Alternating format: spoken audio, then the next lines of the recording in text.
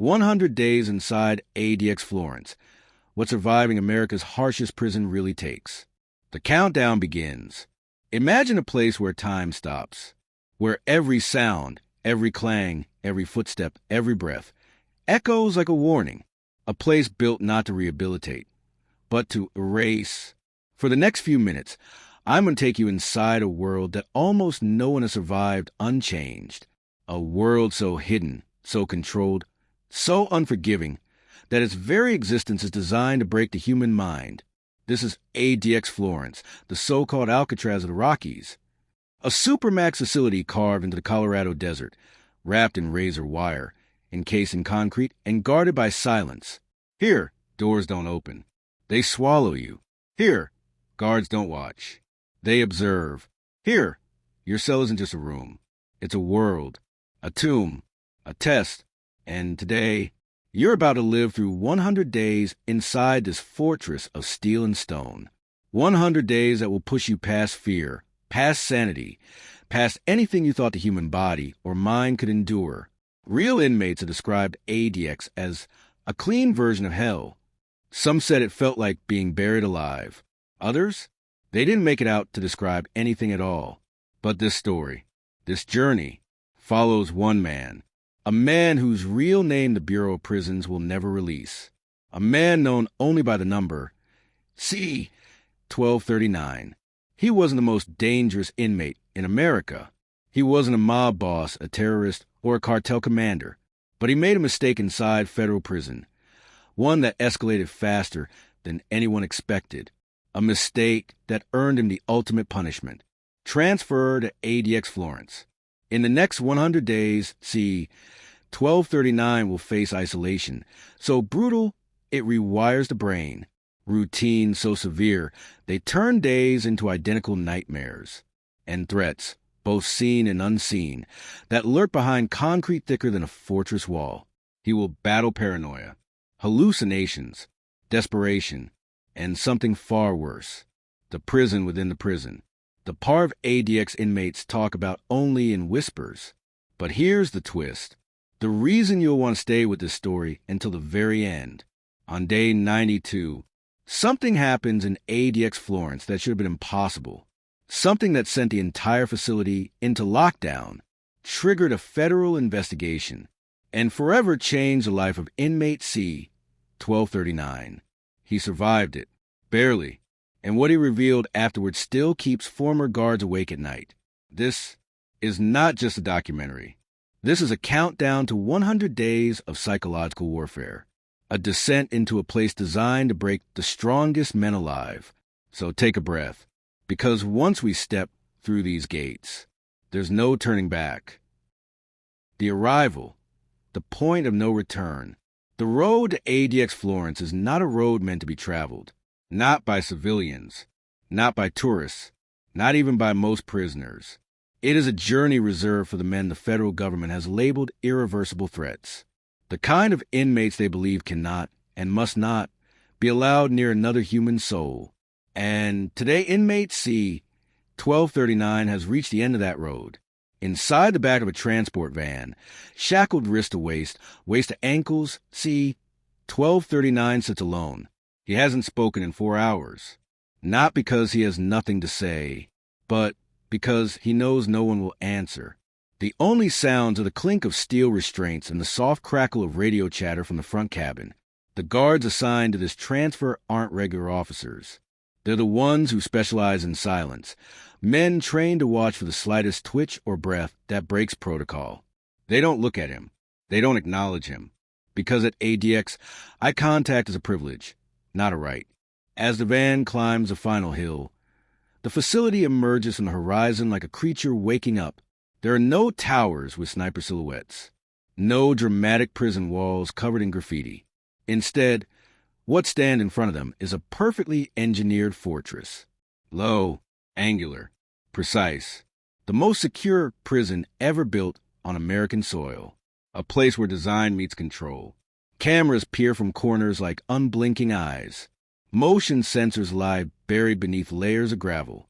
The air hums with electricity, a constant reminder that every movement is monitored, recorded, archived. The van slows. The steel gates begin their slow, patient crawl outward. They do not swing open as if welcoming someone. They shift mechanical, cold, like a vault unlocking. This is the moment every inmate remembers, the point where the outside world disappears. And the countdown begins. When the van stops, the guards move with a choreography refined over decades. One guard opens the door. Another grips C, 1239 by the chain between his wrists, not violently, but with absolute authority. No words, just control. He is led through a tunnel, the Sally Port, a rotating airlock designed to trap any human who isn't supposed to be there. Doors open, doors slam, doors lock again. Every step echoes louder. Inside the processing area, fluorescent lights flicker overhead, buzzing like insects. The temperature drops sharply. ADX always keeps its intake area cold. Some say it's for sanitation. Others believe it's psychological. A medical officer stands behind a shielded desk, clipboard in hand. He never looks directly at C, 1239. Instead, he studies him through the reflections on the glass. Blood pressure, weight, eyes, ears, jaw tension, whether he flinches when touched, whether he sweats in the cold. Everything is noted.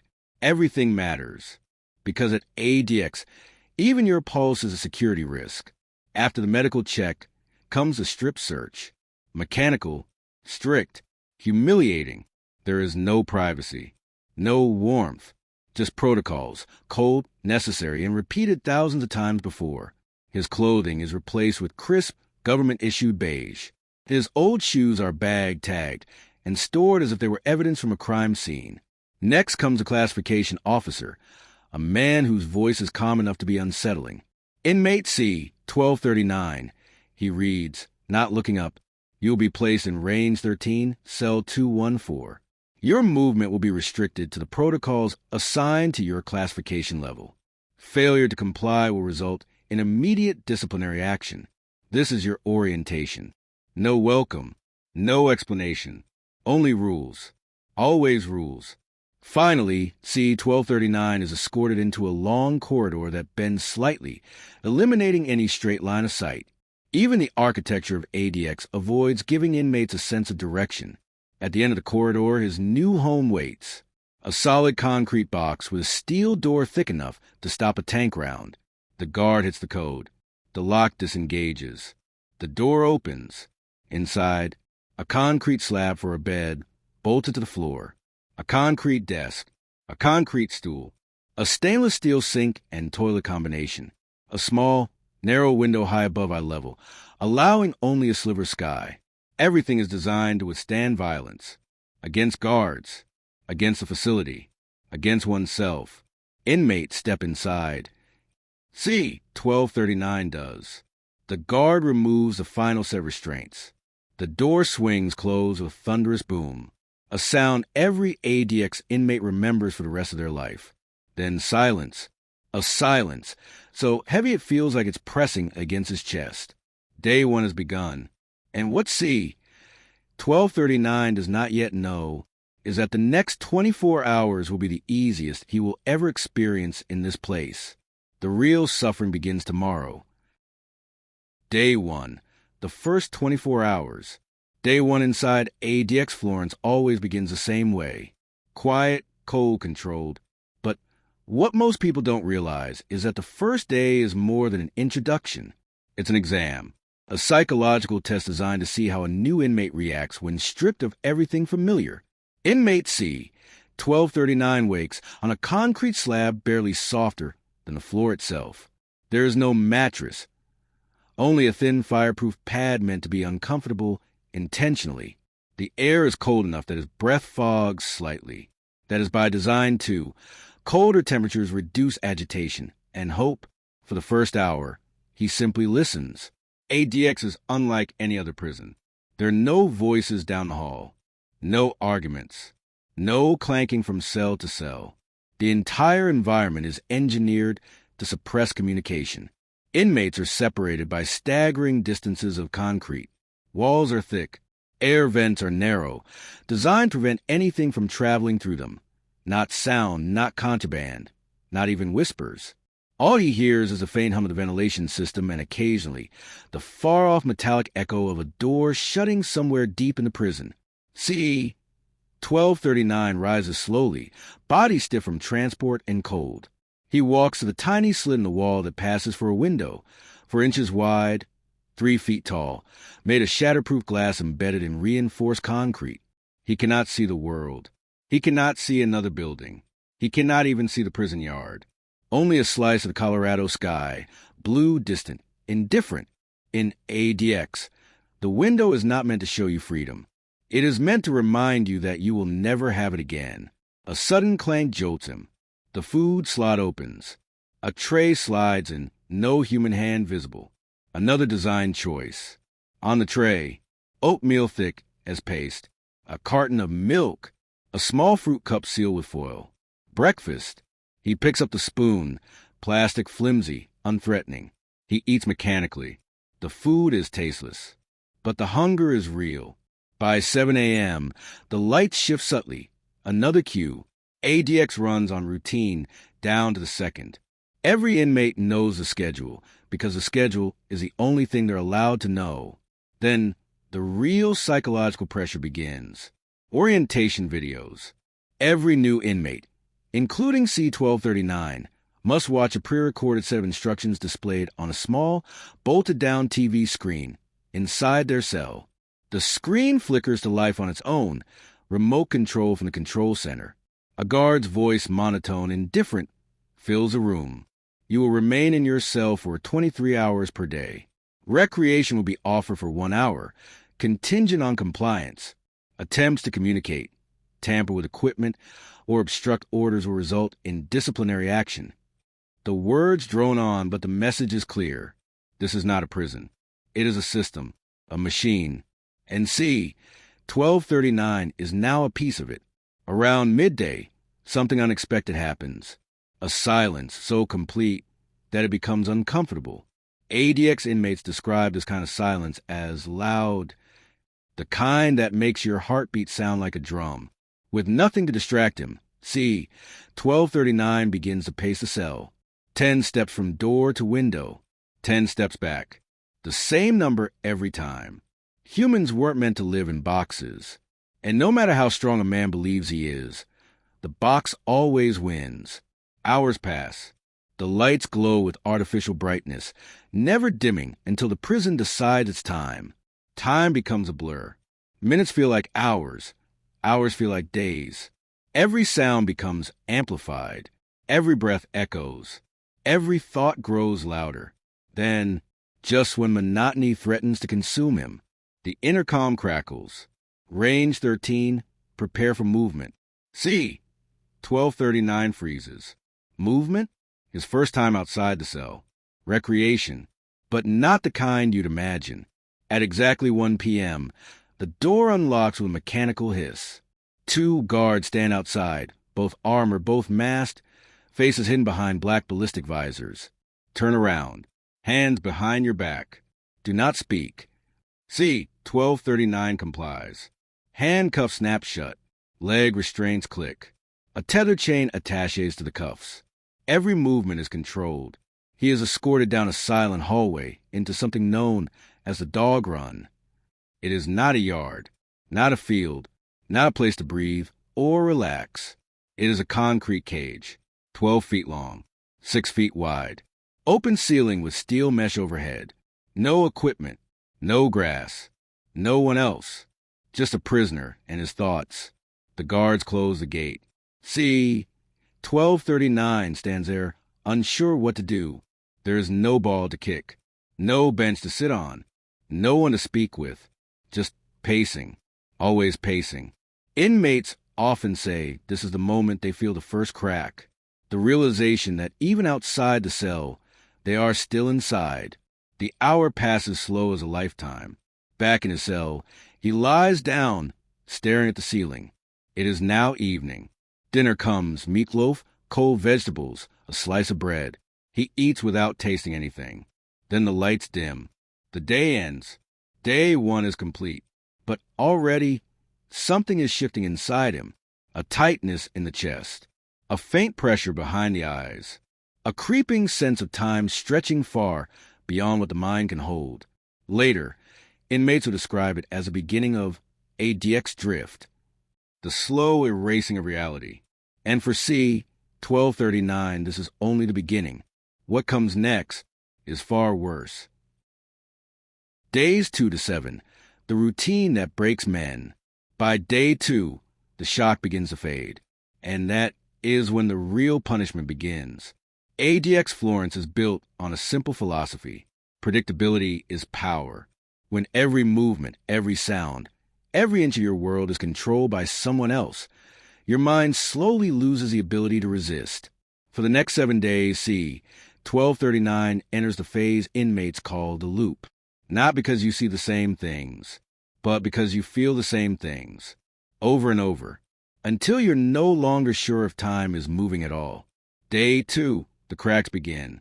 C-1239 wakes to the same thin mattress, the same cold walls, the same humming ventilation system. But today, something feels different. The silence is heavier. He forces himself to stand, to pace, to keep moving. But his body is already reacting to the confinement. The cold stiffens his joints. His breaths grow shallow, not from fear, but from lack of stimulation. When breakfast arrives, it's exactly the same as the day before. Same oatmeal, same milk, same fruit cup. It dawns on him. There will be no variety, no change, no surprises, no breaks. Just identical days stacked endlessly like bricks in a wall. Recreation hour doesn't help. In the dog run, he walks in slow circles, counting steps. 35 steps from one end to the other, 35 back, over and over. He tries to look at the sky, but even that is cut into squares by the steel mesh overhead. When he returns to his cell, something unexpected happens. He hears a noise, a faint tapping, slow, methodical, coming from the wall to his right. He freezes, then leans in. It's coming from another inmate, someone sending a message, a rhythm, a code. For a moment, C-1239 feels a flicker of connection. Another human, another mind, another soul trapped in this place. But before he can respond, before he can even think of tapping back, bang, a guard hits the door with a baton. Cease all unauthorized communication. They heard the tapping. They always hear the tapping. Just like that, the silence returns stronger than before. Day 3, the walls close in. By the 3rd day, C-1239's thoughts begin to feel heavier. Their edges blur. He finds himself waking up in the middle of the night, unsure of the time. ADX cells have no clocks, no natural light patterns, just artificial cycles, controlled from an office dozens of yards away. When the lights turn on, he eats. When they turn off, he sleeps. When they stay on, he sits in limbo. This is how isolation rewires the brain. In the afternoon, he begins to notice things. The faint scratches on the cell door, the chipped concrete near the floor, the smell of metal on his hands after touching the sink. Small details, tiny things. But each one occupies his mind longer than it should, because in ADX, the mind desperately seeks stimulation. Any stimulation, even if it's imaginary. Day 4, the first wave of paranoia. On day 4, C-1239 starts hearing footsteps that aren't there. Not real footsteps, but the echo of his own heartbeat pounding in his ears. In the silence, the brain begins to distort sound. Dry breathing becomes whispers. Air vents sound like they're murmuring. Pipes groan like someone is walking above you. He sits on the edge of his bed, staring at the door, convinced someone is standing outside. But nobody is. Nobody ever is. The guards walk past once an hour, maybe, sometimes less. The rest of the time, nothing moves. But the mind doesn't accept nothing. The mind creates something. Day 5, the search for control. By day 5, C-1239 is desperate for any sense of control. He begins creating routines. 25 push-ups, 25 sit-ups, pace the cell 10 times, sip water, repeat. He organizes his food tray with geometric precision. He folds his blanket exactly 3 times. He cleans the concrete floor with the edge of his shirt, polishing it like marble. This is not discipline. This is survival. In ADX, routines stop your thoughts from unraveling. They give your brain something to cling to. But routines can also become obsessions. And obsessions can consume a man alive. Day 6, the hallucinations start. By day 6, sleep begins to fracture. ADX inmates rarely sleep deeply. The silence is unnatural. The cold is constant. The lights, even dimmed, never feel truly dark. See, 1239 wakes thinking he hears voices. Not screams, not threats, but conversations. 2 men whispering about him, talking about his past, discussing why he was really sent here. He sits up, staring into the corner of his cell, where the darkness seems to shift like a living thing. But when he blinks, the voices vanish. Some inmates crack by day 6. Some last a week. Some last a month. But nobody leaves ADX untouched. Day 7, the breaking point. By the end of the 7th day, something inside C, 1239 snaps, quietly, almost imperceptibly. Not a scream, not a breakdown, not a violent outburst. Just a moment, a tiny, silent moment where he realizes he has gone an entire day without speaking a single word, not to a guard, not to himself, not even in his thoughts. Silence has become normal. Isolation has become routine. Loneliness has become part of his bloodstream. As he lies on the concrete slab, staring at the ceiling where cracks form shapes that don't exist, he whispers 2 words to himself, barely audible. 1 week. Because deep down, he already senses the truth. If this is what 7 days feels like, the next 93 might destroy him completely. Days 8 to 15. The mind begins to fracture. By day 8, the silence isn't just something C, 1239 hears. It's something he feels, like a weight pressing against his skull. Tiny things begin to bother him. The way the light hums above him. The way the sink drips once every few minutes. The way his own breath sounds too loud in the cell. He tries to ignore it. But isolation slowly turns every detail into an obsession. Day 9, the first real panic. When the lights turn on, C, 1239 jolts awake with his heart pounding. For the first time since arriving, he feels a wave of pure panic. Tight chest, trembling hands, shallow breaths. There's no trigger, no cause. The human body simply reacts to being trapped. Day 10, the shadow in the corner. He begins seeing something in the edges of his vision. A shadow, a figure, always in the corner of the cell. Every time he looks directly at it, it disappears instantly. Inmates call these corner ghosts. Hallucinations born from monotony and sensory deprivation. He tells himself it isn't real, but his eyes keep drifting back anyway. Day 11, the return of the tapping. The tapping begins again. Same pattern, same rhythm. This time, see, 1239 thinks he recognizes it as a code. Maybe Morse. Maybe prison slang. He stands near the wall, tempted to answer, but he doesn't. Not after what happened last time. Day 12, the first angry outburst. For the first time, frustration breaks through the silence. He slams his fist against the concrete. Once, twice, but the wall doesn't move. It doesn't echo. It doesn't respond at all. At ADX, even anger feels pointless. Day 13, the voice in the vent. Late at night, half asleep, he hears a voice coming through the ventilation shaft.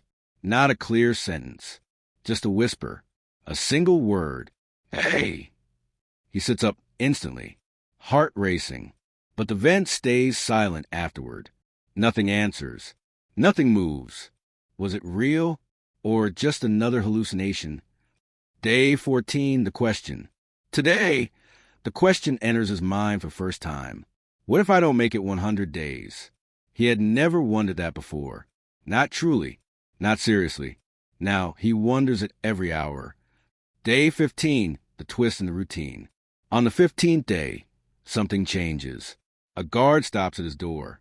Not for food. Not for recreation. Just stops, stands there, watching him through the slot. No words, no explanation. Then the guard walks away. For the first time, C. 1239 realizes he is being observed more closely than usual. The tapping, the shadows, the whispers. Maybe he isn't the only one noticing things. Maybe someone in ADX is watching him for a reason. Day 16 to 25. The prison within the prison. By the 16th day, C. 1239 no longer feels like he's living inside a cell. He feels like he's living inside his own head, trapped between silence and thoughts he can't turn off. Day 16, the routine breaks. The door doesn't open for recreation. No explanation. No announcement. At ADX, when something changes, it's rarely for your benefit. Day 17, the man down the hall. C. 1239 hears something new. A scream echoing faintly through the concrete corridors. It's far away but unmistakable. Someone losing control. In ADX, when a man breaks, you don't see it. You only hear the aftermath. Day 18, the note. When lunch arrives, a tiny piece of paper is tucked under the tray, folded tight. A risk, a violation of everything the prison stands for. He unfolds it. 2 words. Don't trust. No name. No explanation. Just a warning. And a reminder that danger exists even when you're alone. Day 19, the missing guard. One of the guards on the range. A man C. 1239 had seen daily. Suddenly isn't there. A new guard replaces him. No announcement. No reason. Inmates at ADX notice every small change. Because small changes usually mean something bigger is happening behind scenes. Day 20, the camera. Late in the evening, C. 1239 looks up and notices it. The small black camera dome in the corner of his cell is angled differently, tilted more toward his bed, more direct. Someone adjusted it. Someone is watching something specific. Day 21, the guard who pauses. A guard delivering breakfast stops for just a second too long. Not staring, listening. Then he walks away quickly. It confirms everything. See, 1239 isn't just being monitored. He is being studied. Day 22, the second note. Another note arrives during the dinner drop. This time, it's a single sentence. You hear it too. See, 1239 feels a chill run down his spine. The tapping, the whispers, the shifts in routine. Someone else is experiencing it, or someone wants him to think they are. Day 23, a night of no sleep. He spends the entire night awake. Every sound seems magnified. Every shadow seems alive. He begins to think that the notes aren't warnings, but tests. Day 24, the unseen presence. During recreation, he senses eyes on him, not from guards, not from towers, but from somewhere inside the prison architecture itself. ADX's blind spots, hidden vantage points, rumors of a shadow team that watches inmates for psychological breakdowns. Rumors C. 1239 never believed. Until now. Day 25, the realization. On the 25th day, C. 1239 sits on his concrete bed and understands something he hasn't wanted to admit. The isolation isn't the punishment. It's the environment. The real punishment is the invisible game playing out around him. Someone is sending messages. Someone is watching closer than usual. Someone is manipulating the routine. ADX Florence isn't just controlling him. It's studying him. And whatever is coming next, he knows it won't be good. The first major incident, by day 26C, 1239, has begun to feel the strain of ADX on his mind. Sleep is fractured. Thoughts are racing. Every shadow, every whisper, every clink of metal becomes amplified into potential danger. Day 27, the warning. A note appears again under the food tray. Watch the walls. He stares at the concrete. Walls are solid, unmovable, yet he feels them closing in. Every step he takes feels louder, heavier. Every breath feels like it's being measured. Day 29, the cry. Late at night, A scream rips through the block. A man several ranges down has lost control. See, 1239 has never heard a sound like this before. Not in movies, not in nightmares. Just raw human panic. Guards rush past. No explanation is given. Inmates remain in their cells. Only the echoes linger. Day 31. The first hallucination. He sees it clearly. A figure in the corner of his cell. Tall, dark, unmoving. Every time he blinks, it disappears. But the feeling doesn't vanish. Eyes watching. Judging. Waiting. Day 33. The altercation. A guard comes to collect trash and mistakenly touches a tray too roughly. See 1239 snaps. He yells. His first sound in nearly 2 weeks. The guard freezes. Another officer appears instantly. He is restrained. Force the floor. Punishment is swift. Discipline is absolute. He realizes then that even anger is controlled here. Even resistance is observed, cataloged, studied. Day 35, the aftermath. After the incident, silence returns. But something inside C, 1239, has changed. The tapping, the shadows, the notes, they all feel different now. Not warnings, not coincidences. They are part of a bigger game. A game that he is trapped inside. And ADX is winning. The isolation deepens. By the 36th day, C, 1239 has stopped counting the days. ADX has made sure he cannot. No calendars, no clocks, no reference to the outside world. Time ceases to exist. Day 36, silence becomes loud. He realizes the silence is no longer empty. Every drip of water sounds like footsteps. Every distant echo feels like a whisper aimed directly at him. His mind begins to fill the void with voices. Some familiar, some terrifyingly unknown. Day 40, the compulsion. He begins cleaning obsessively, polishing the concrete floor with his shirt until it shines, arranging the tray and bedding with perfect precision. Control over the environment becomes the only anchor to reality. Day 43, the second note. A second note arrives. They are not watching. They are waiting. See, 1239 reads it over and over. Fear mixes with curiosity. He cannot tell if it's from an inmate, a guard, or his own mind. Day 46. The strange shadow. A shadow moves in the corner of the cell again. Tall, indistinct, never fully seen. He tries to ignore it. He cannot. Day 50. The breaking of the routine. Recreation hour is skipped without notice. Food trays arrive late, meals altered. A guard lingers longer at the slot than protocol demands. Every disruption magnifies his anxiety. Every unknown variable chips away at his sanity. ADX is no longer just a prison. It has become a labyrinth of the mind, a place where the walls are solid, but the mind is fragile. Hallucinations and paranoia intensify. By day 51, C, 1239 no longer trusts his own senses.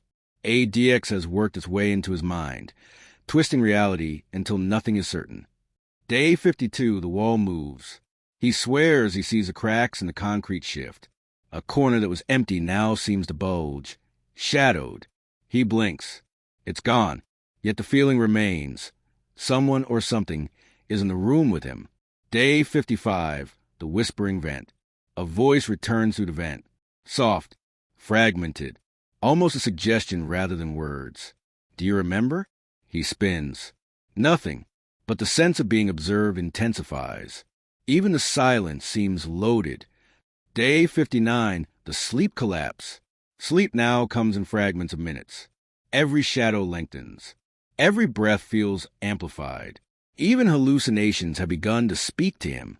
Shapes forming words. Echoes repeating phrases he never said aloud. Day 62, the isolation echo. He begins talking to himself. Out loud. Reciting routines, repeating notes from the tray. It's a survival mechanism, but it makes him feel more alone than ever. Day 65. The fear becomes physical. Narrator, heart racing constantly, hands trembling, sweat despite cold walls. C. 1239 realizes ADX has transcended confinement. It's no longer just a prison of concrete. It is a prison of the mind. And the longer he stays, the deeper the trap. The psychological edge. By day 66, C, 1239 has entered a new territory. It is no longer physical survival that threatens him. It is the mind itself, fragile, pliable, and slowly unraveling. Day 66, the isolation tightens. Recreation is reduced further. Meals are delayed unpredictably. Lights flicker at odd intervals. ADX has begun testing the edge of endurance, seeing how long he could withstand uncertainty without breaking. Day 70, the false footsteps. He hears doors opening and closing in the hall outside, footsteps pacing, voices murmuring. But when the slot opens, it's only the guards passing silently. ADX has trained the mind to fill the empty space with imagined threats. Every sound now carries danger. Day 74, the whispering shadows. Shadows in the corners of the cell begin forming faces. Faces that seem to leer, whisper, and vanish when looked at directly. Hallucinations no longer come in moments. They are constant companions. Day 77, the obsession. C, 1239 begins tracking every detail. The position of the camera dome, the angle of light on the floor, the timing of the guards' visits. Order is sanity. Chaos is collapse. Day 80, the edge. He realizes the truth.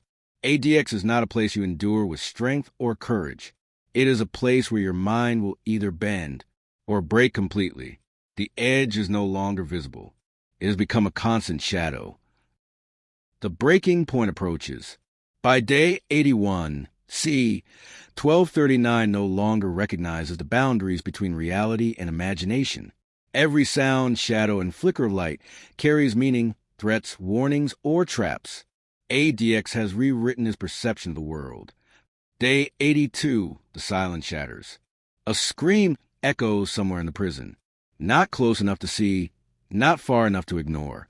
The sound pierces the calm of his cell, reminding him of the fragility of the human mind. Day 85, the watching. The camera dome tilts again. He notices it immediately. ADX isn't just monitoring him. It is experimenting, observing how he reacts to fear, confusion, and isolation. Every glance at the dome makes his heart race. Day 88. The hallucinations intensify. Shadows have faces. The tapping returns, faster, more deliberate. Whispers crawl along the walls like living things. C, 1239 talks to them, answers them, and yet he knows they are not real, or are they? Day 90, the edge of collapse. Sleep no longer exists. Food tastes like ash. The days merge into nights and nights into hallucinations. Every routine feels like both salvation and trap. Day 92, the first incident. On day 92, something happens that shouldn't be possible. The tapping, the whispers, the shadows, all converge in a moment of sheer terror. See, 1239 swears he sees a figure in his cell, not a shadow, not a hallucination. A man in black, watching. He screams. The guards respond instantly. The prison goes into lockdown. Alarms echo through concrete halls. For the first time, the world outside his cell intrudes, and he realizes ADX Florence isn't just a prison. It's a machine, and he is its subject. The final ordeal and twist. Day 93 begins with silence. But see, 1239 knows better. ADX is taught him that silence is never empty. It carries meaning. It carries danger. Day 94, the observation tightens. The guards change their routine again.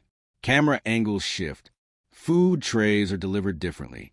Every detail is scrutinized, his reaction, his posture, even his breathing. See, 1239 realizes the entire prison has become a laboratory, and he is the experiment. Day 96, hallucinations become reality. The shadows in the corner move with intention. The tapping and whispers converge. See, 1239 sees figures walking along walls where there are none. He screams. He throws himself against the concrete. No one enters. No one responds. The line between reality and imagination has vanished entirely. Day 98, the isolation peaks. Sleep is impossible. Food is merely survival. Routine has become ritual. Every heartbeat is amplified. Every breath monitored. See, 1239 begins to whisper to himself constantly. Sometimes questions, sometimes answers, sometimes promises of survival he doesn't believe. Day 99, the approach of the twist. On the 99th day, the unexpected happens. A guard enters a cell without warning. A procedure never allowed. No alarm sounds. No protocol is followed. The guard hands him a single envelope. Inside, a note, 2 words. You survived. No name, no signature. Just confirmation that 1239 has endured the impossible. Day 100, the climax and twist. Day 100 arrives. The final day of the 100-day ordeal inside ADX Florence. 1239 sits on his concrete bed, exhausted, trembling. He realizes that surviving ADX was never about strength or courage. It was about endurance. It was about the mind's ability to bend, adapt, and continue when every instinct screams to break. And then the twist. He discovers that the notes, the tapping, the shadows were not hallucinations after all. ADX had been running a psychological observation, tracking responses of new inmates to extreme sensory deprivation. Every fear, every hallucination, every moment of panic had been documented. 1239 had survived, but he had also been transformed. ADX had won not by breaking his body, but by bending his mind. As the doors unlock and guards lead him away for the first time in 100 days, he steps into the light. Free? Technically, yes. Chained forever? Absolutely.